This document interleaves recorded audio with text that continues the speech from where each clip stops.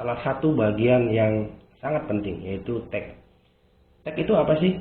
Kita lihat, saya mengisi tag, ada kemungkinan besar ketika penonton mencari suatu judul yang berkaitan dengan video saya, kemungkinan besar video saya itu mungkin ada di halaman pertama atau mungkin di bawah mereka, jadi tidak di jauh di belakang gitu teman-teman. Itulah gunanya tag.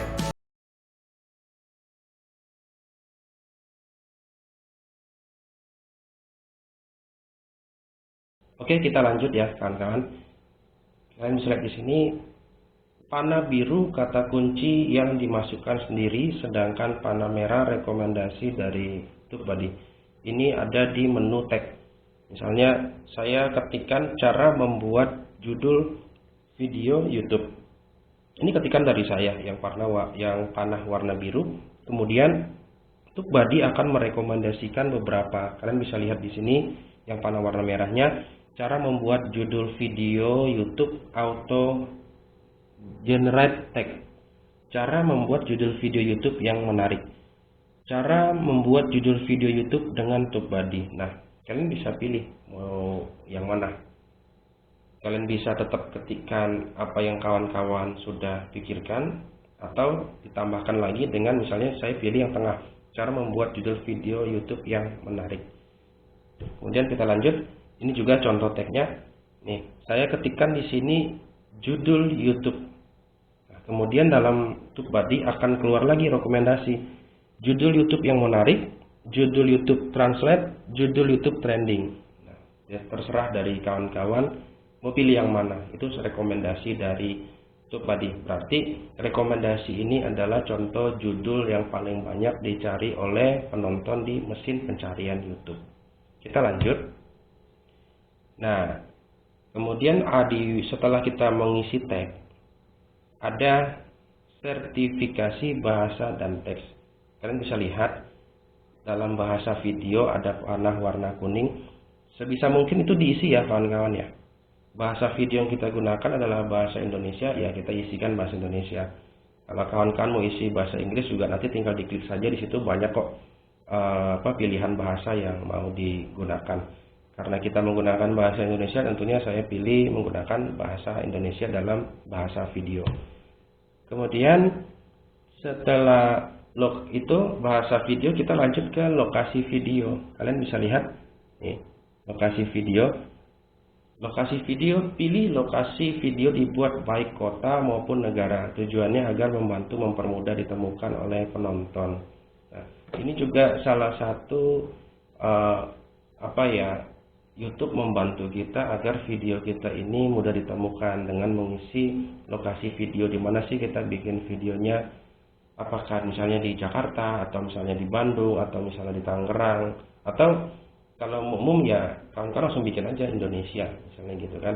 Tentunya dengan membuat lokasi video ini, penonton-penonton lokal yang ada di Indonesia akan menemukan video kita gitu loh kawan-kawan. Kita lanjut. Nah, kategori. Tambahkan video Anda ke sebuah kategori untuk memudahkan penonton menemukannya. Nah, kalian bisa lihat kategori video, klik pada tanda panah apa kategori video, apakah blog dan orang atau musik dan sebagainya. Kalian bisa pilih di situ.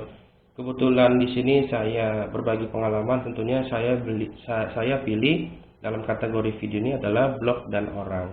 Sedangkan kalau kawan-kawan misalnya mengcover sebuah lagu, pilihlah musik. Ataupun misalnya ada video yang lain, kawan-kawan bisa pilih di situ ada kategorinya tersendiri, nanti sesuaikan dengan tema video yang kawan-kawan upload. Jadi sebisa mungkin itu harus diisi dan sesuaikan dengan video kawan-kawan ya, jangan sembarangan juga sih. Kemudian kita lanjut. Setelah bagian detail ini terisi secara semua, ya, yang pertama itu pasti bagian detail mulai dari judul, deskripsi, thumbnail, playlist, kemudian tag, terus apalagi tadi bahasa video dan sebagainya. Setelah diisi semua, kita pilih menu berikutnya. Terus saja sampai di bagian terakhir, yaitu visibilitas. Oke. Menu visibilitas. Pada menu visibilitas terdapat pilihan simpan atau publikasikan. dalam pilihan simpan atau publikasikan terdapat 3 pilihan lagi, yaitu pribadi, tidak publik, dan publik. Penjelasannya dapat dilihat di gambar nanti ya. Apabila sudah yakin akan video yang akan kita upload atau dipublikasikan dan tidak ada lagi hal yang akan diedit, dapat langsung memilih pilihan publik. Tetapi sebagai saran ya kawan-kawan, agar lebih matang dan lebih mantap lagi, pilih pribadi terlebih dahulu aja, agar kita dapat memeriksa kembali apakah keseluruhan pengaturan telah terpenuhi atau belum, sehingga dapat diperiksa kembali secara detail di pengaturan selanjutnya. Kawan-kawan bisa lihat di di bagian visibilitas itu tentunya ada 3 pilihan ya. Nanti kawan-kawan bisa lihat ada pribadi, tidak publik, dan publik. Tapi saran dari saya sih ikutin dulu aja yang seperti saya sarankan, yaitu pribadi. Karena kenapa? Itu kan hanya pengaturan secara umum saja, secara detailnya takutnya masih ada yang kelewat sama kita. Contohnya, misalnya di bagian judulnya kayaknya saya mau bikin tambahin, ada beberapa kata yang mau saya tambahkan, atau di bagian deskripsinya juga saya masih mau merangkai beberapa kalimat sehingga dalam deskripsi itu muncul lagi unsur-unsur judul video di dalam deskripsi itu, atau mungkin thumbnailnya masih kurang pas, saya mau rubah aja, atau dan lainnya lah gitu. Jadi sebisa mungkin sebelum teman-teman yakin akan video yang teman-teman mau upload untuk ditampilkan secara publik, lebih baik pilih pribadi terlebih dahulu.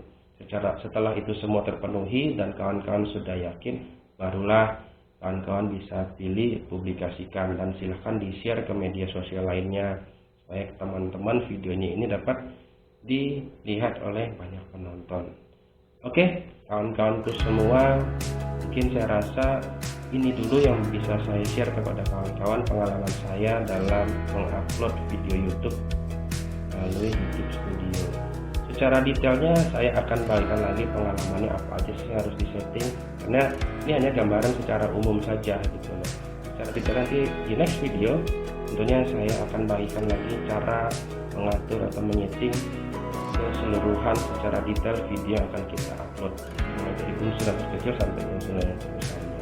Jadi bagi kawan-kawanku semua, simak terus video-video di my channel.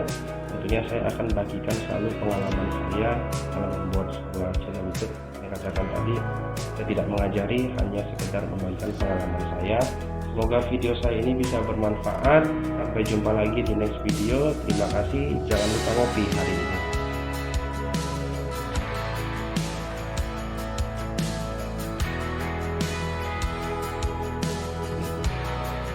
Mantap.